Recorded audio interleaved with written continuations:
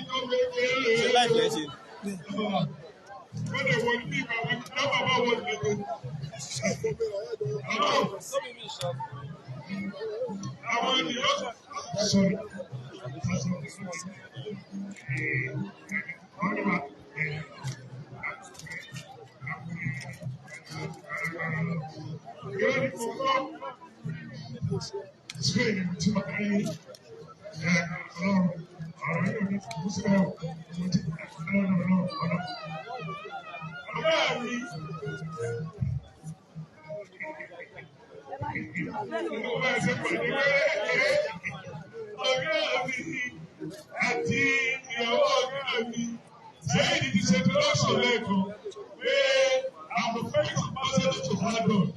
I have the life of Iyaniwura.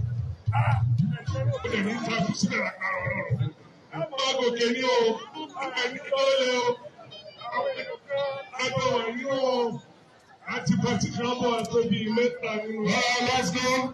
Ọ̀gá mi ò ní òtúrò. Àṣìlò lórí méje, aago mẹ́fà lè la máa kúrò ní. Ladies and gentlemen, ẹ bá mi pàtẹ́wọ́ fún Àyíká Ayéfẹ́lẹ́ Ojumele.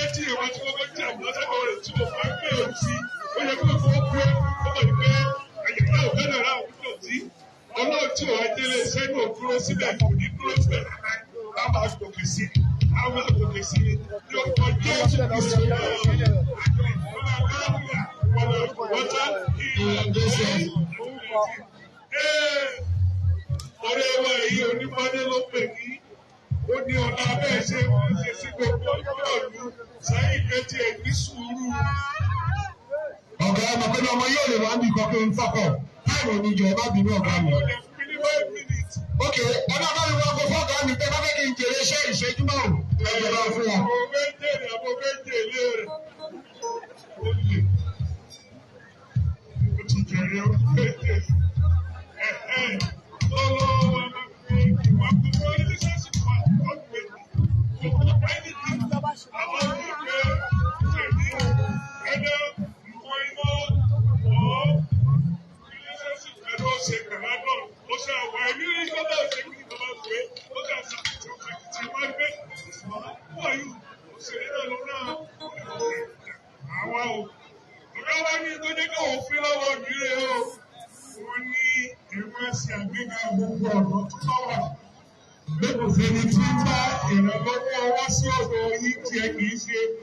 Especially àwọn ọ̀dọ́ arúgbó ní gbogbo ẹ̀yẹ wọn ṣe wọ́n máa wá rò pé àwọn sọ́ọ̀dì ọ̀rọ̀ ọdún bíbélì pé wúrà àti fàdákà àwọn ò ní àwọn tí àwọn ní àwọn fi fún mi ó ní orúkọ the young champion tí onímọ̀lì jẹ́ pírẹsidẹ̀ntì wọn wọ́n ní ká fi àmì ìdánilọ́lá gbé o ẹni mọ́ni gbàgbé ni ó ọlọ́run ní kálíkù lẹ́bàá yóò.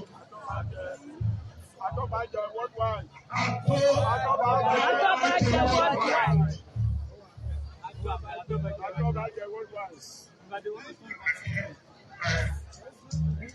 tó bá jẹ gbogbo ilé náà ni wọ́n máa kó lọ akó ilé akó sẹ́ẹ̀kì àbẹ̀rẹ̀ sẹ́ẹ̀kì àbẹ̀rẹ̀ bàjẹ́ sẹ́ẹ̀kì ọ̀pọ̀rẹ̀ sẹ́ẹ̀kì abẹ́gẹ́gẹ́ akó bàjẹ́. Ọba ìlú jẹ́ fún ilé ńlá o, ẹ̀ṣẹ́ o.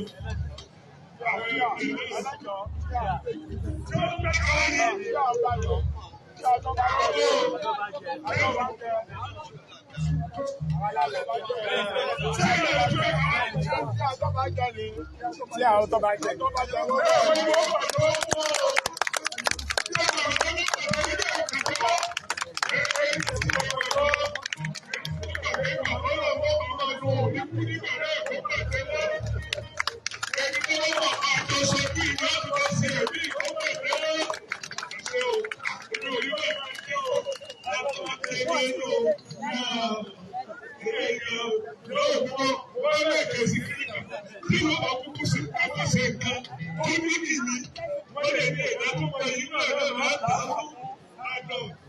Ọkùn ìṣẹ́jú kan ọ̀gá mi.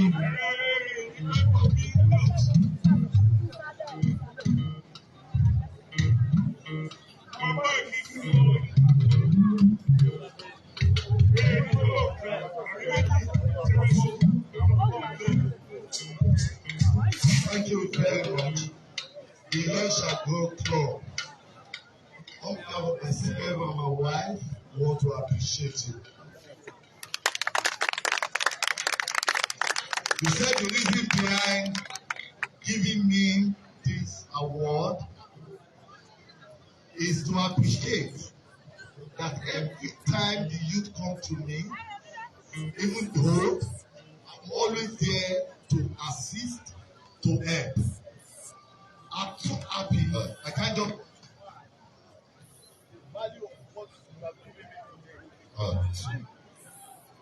And it is said it is man that gives the word, but it is God that rewards. So I really want to appreciate you. On behalf of myself and my wife, the God Almighty give you too His own reward. Ladies and gentlemen, I am not going to call on that musician. I call him Rolindi. The man has a special melody. It takes the music to the next level. And we're going to make it from Iyaniwura. And you know me, they don't get Iyaniwura. Iyaniwura. Iyaniwura. Ìṣẹ́gun Akíndélé wọ́n bá mi dá ààyè fún ọkọ̀ bá mi gbé wọn débẹ̀ kó fún ọ ní sàndò kókó. Kó bá mi wọ́ wọ́ lọ. Iyaniwura. Ṣẹ́gun Akíndélé. Hit me. Ojumele, ìwọ lọ́rọ̀ tó ju gbogbo ayé lọ. Ẹ̀yin tẹ́ ẹ mọ̀ pé tòótọ́ Iyaniwura. Ẹ rọ́wọ́ sókè kò ju ẹ̀sọ́ balágbára ńlá. Ọba mi ọba yánú, àràfọ́wò ló fayé dá. Wọ́n wọ́pọ̀ ẹ̀ tó bá dídé omi first time. Wọ́n á tún yí bàbá àgbàlagbà tó jẹ́ kó máa rí bẹ́ẹ̀. Ṣé mo pe láì bọ́lá? Àyíkọ́ sún àfúnà. Àyíkọ́ bí bàrà rà.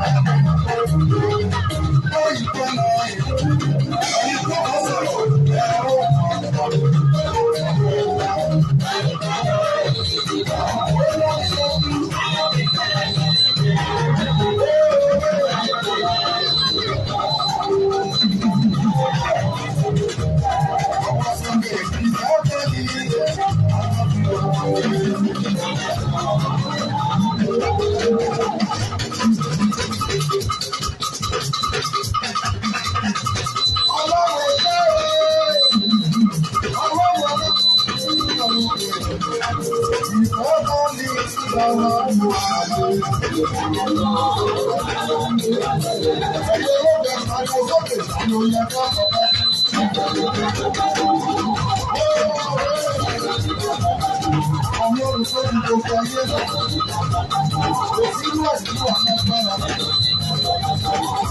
ju ayé yìí lọ.